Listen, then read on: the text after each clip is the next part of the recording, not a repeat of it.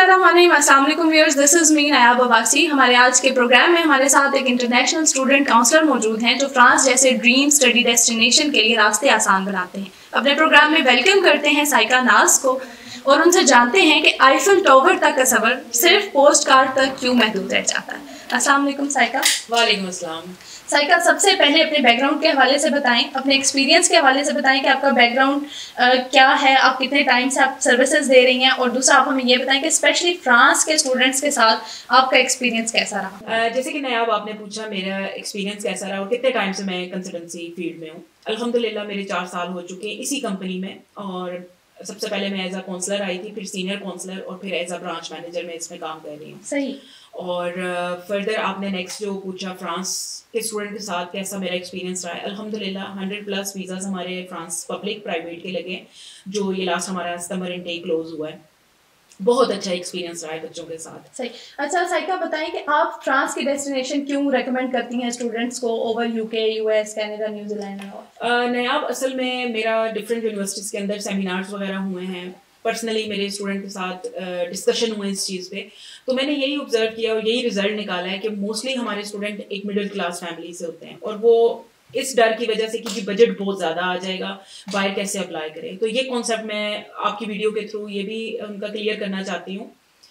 इतना ज़्यादा बजट नहीं चाहिए। एक स्टूडेंट जिसका 3 CGPA एक अच्छा CGPA के साथ है और आइल्स किया हुआ है, उसके लिए पब्लिक यूनिवर्सिटीज़ में अच्छे तरीके से अच्छी यूनिवर्सिटी में एडमिशन हो रहा है और बहुत रीज़नेबल, क्योंकि जो प्राइवेट यूनिवर्सिटी उसकी फीसेस सम टाइम फेस करना कुछ स्टूडेंट के लिए इशू होता है।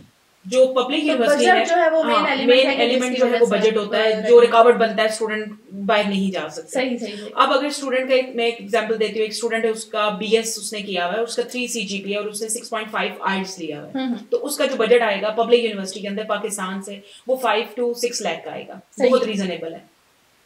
और इसी को हम अगर बाकी कंट्रीज के निस्बत फ्रांस की प्राइवेट यूनिवर्सिटी में देखें तो वो भी बहुत रीजनेबल है। मतलब अच्छा, यहाँ पे आप थोड़ा सा डिफरेंशिएट करें कि पब्लिक यूनिवर्सिटीज और प्राइवेट यूनिवर्सिटीज में क्या डिफरेंसेस हैं, और स्टूडेंट के लिए पब्लिक यूनिवर्सिटीज में एडमिशन सिक्योर करने के लिए क्या हर्डल्स आती हैं जो उसको फेस करनी होती हैं, और क्या रीजंस हैं जिनकी वजह से वो लैग कर जाता है और एडमिशन सिक्योर नहीं कर पाता पब्लिक यूनिवर्सिटी। बिल्कुल नायाब, इसमें बहुत सी चीजें ऐसी हैं, जैसे कि अगर प्राइवेट का हम देखें तो प्राइवेट में स्टूडेंट्स कम परसेंटेज स्टूडेंट हम उसको ले सकते हैं प्राइवेट में, जैसे कि 60% अगर स्टूडेंट ने लिया हुआ तो हम प्राइवेट पब्लिक के लिए मींस कि आपकी प्रोफाइल स्ट्रॉन्ग होनी चाहिए। मैंने आपको एग्जैक्ट CGPA भी बता दिया, लेकिन अगर उससे कम है तो हम उसको स्टूडेंट की होता है कि मैंने फ्रांस जाना है और हम उसको रिकमेंड करते हैं कि जी आपकी ये यूनिवर्सिटीज़ हैं, इसमें हम 60% के स्टूडेंट को ले सकते हैं।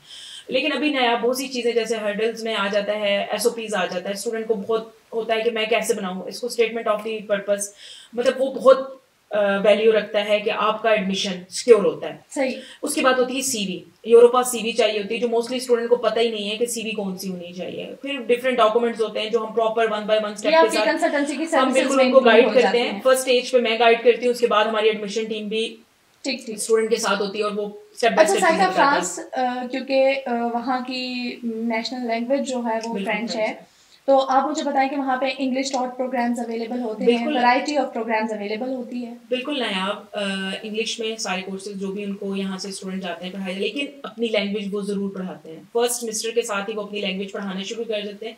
उसका प्लस पॉइंट स्टूडेंट को ये होता है कि उनको लैंग्वेज आ जाती है, लेकिन ये बिल्कुल भी ना सोचें कि सारे कोर्सेज कहीं ना कहीं स्टूडेंट को सपोर्ट कर रहा होता है कि लाइक जब आपने थोड़ी बहुत सीख ली तो बाद में आपको वहाँ पे जॉब भी तो चाहिए। बिल्कुल वहाँ पे आपने कोई अपना एक्सपीरियंस भी तो बनाना है, तो वो सारी चीजें भी समहाउ आपको सपोर्ट कर रही हैं कि आप अगर सीख रहे हैं तो वो आपको वहाँ पे इन्वायरमेंट में सेटल होने के लिए, आपको वहाँ की सोसाइटी में मूव करने के लिए, PR के लिए बहुत सारी चीजों पे जो है बेनिफिशियल है। देखिए स्टूडेंट कुछ ऐसी कंट्रीज हैं जहाँ पे वो अपना कोर्स अगर अपनी लैंग्वेज पढ़ा रहे हैं तो वो उसके लिए स्टूडेंट को पे करना पड़ता है, लेकिन फ्रांस में ऐसा नहीं है।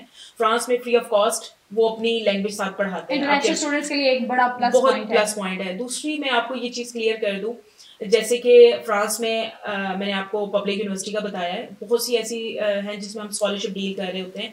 डिफरेंट स्कॉलरशिप्स होती हैं, रीजनल स्कॉलरशिप्स होती हैं, नीड बेस्ड स्कॉलरशिप्स होती हैं, और वहाँ पे जैसे कि अगर हम चाइना का देखें तो वहाँ पे स्टूडेंट को वर्क अलाउ नहीं होता, लेकिन फ्रांस अलाउ कर रहा है 20 आवर्स वीकली। मेरे क्वेश्चंस में थी ये चीज मैंने आपसे पूछ रही थी। अच्छा साइका, ये बताइएगा कि एडमिशन साइकिल्स क्या हैं, ठीक है, पब्लिक का भी बताइएगा और प्राइवेट का बताइएगा, स्प्रिंग फॉल उस हिसाब से।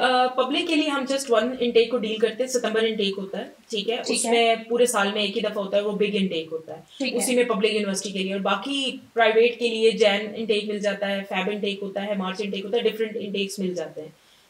ठीक है, अच्छा बताइएगा किसी स्पेसिफिक एंट्रेंस टेस्ट की रिक्वायरमेंट होती है फ्रांस में एडमिशन सिक्योर करने के लिए? बिल्कुल होती है, जैसे कि पब्लिक के लिए आइल्स मस्ट है, लास्ट ईयर नहीं था, लेकिन इस साल जो हम स्टूडेंट को डील कर रहे हैं उसमें 100% आइल्स साथ होना चाहिए स्टूडेंट का। 6.5 मास्टर्स के स्टूडेंट के लिए मस्ट होना चाहिए, और प्राइवेट में इंटर के स्टूडेंट के लिए आइल्स मस्ट होना चाहिए। ठीक है, फ्रांस के स्टूडेंट्स के लिए वीजा प्रोसेस क्या होता है, किस तरह से स्टार्ट होता है प्रोसेस स्टेप बाय स्टेप? ठीक है, सबसे पहले तो स्टूडेंट के डॉक्यूमेंट्स होते हैं जो प्रॉपर तरीके से एजुकेशनल डॉक्यूमेंट्स हो गए, जिसमें योर पास सीवी होगी, matric to onward last degrees उसकी होगी, उसके अलावा उसकी सीवी होगी, पासपोर्ट, आईडी कार्ड, ये चीजें होती हैं, और दूसरा जो उसका ऑफर लेटर आया होता है, ठीक है। और बाकी हमारी एडमिशन टीम 1 बाय 1 स्टेप के साथ उनको गाइड करती है, प्रॉपर हेल्प आउट करती है, कहाँ से स्टूडेंट अपने डॉक्यूमेंट्स अटेस्ट करवाने हैं, मैट्रिक, इंटर के, उसके बाद मास्टर्स की डिग्री है तो उसको कहाँ से अटेस्ट करवानी है, मतलब ओवरऑल सारी गाइडलाइन उसको दी जाती है, जिसमें आईबीसी हो गया, फॉरेन ऑफिस हो गया, एचएससी हो गया,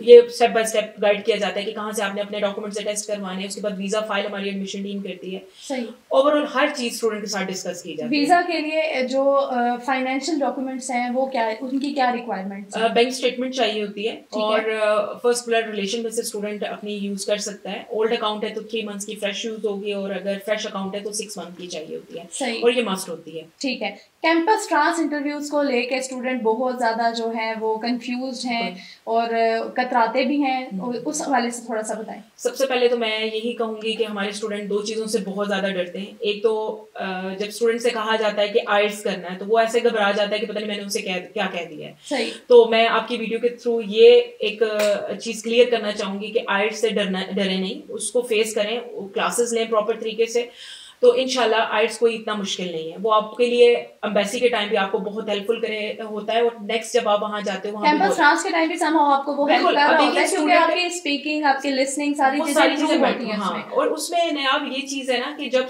आपने एक फील्ड में पढ़ा हुआ है, आपसे उसी से रेलिवेंट क्वेश्चन किए जाते हैं, ठीक है।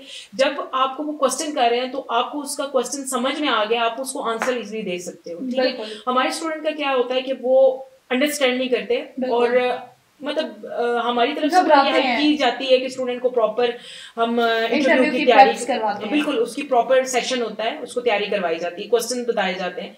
तो अल्हम्दुलिल्लाह हमें ये चीजें फेस नहीं करनी पड़ी स्टूडेंट्स के हवाले से, उन्होंने बड़ा अच्छे तरीके से इंटरव्यू वहाँ पे क्लियर किया। अच्छा साइका, ऑल्टरनेंस प्रोग्राम क्या होता है उसके हवाले से बताएं कि मतलब वहाँ के स्टूडेंट्स के लिए तो है, फ्रांस के स्टूडेंट के लिए, इंटरनेशनल स्टूडेंट्स के लिए भी ये अलाउ है, लीगल है, इस हवाले से बिल्कुल। जैसे कि मैं ऊपर आपको बता चुकी हूँ, फर्स्ट मैंने आपको बताया कि 20 आवर्स वीकली वर्क अलाउ होता है स्टूडेंट को, इंटरनेशनल स्टूडेंट्स के लिए। तो वहाँ पे जॉब सर्च आउट स्टूडेंट खुद करता है, लेकिन उसको 20 आवर्स वर्क अलाउ है, वो आराम से अपनी जॉब करे साथ अपनी स्टडी को लेके। ठीक है, thank you so much Saika. बहुत सारी क्यूरीज, बहुत सारी स्टूडेंट्स के क्वेश्चंस थे जिनको आपने बड़ा अच्छे से क्लियर किया, बड़ी एक क्लैरिटी आ गई चीज़ों में। नेक्स्ट एपिसोड में किसी और कंट्री के डिस्कशन के साथ हम आपको दोबारा अपने शो में बुलाएंगे और हम दोबारा से डिस्कशन करेंगे। तो आज के प्रोग्राम को यहाँ पे एंड करते हैं। मजीद इंफॉर्मेटिव वीडियो किसी मजीद बेहतर कंट्री, किसी बेहतरीन स्टडी डेस्टिनेशन के साथ आपके पास दोबारा हाजिर होंगे। फिर वक्त है आपको को इजाज़त दीजिए। अल्लाह हाफ़िज़।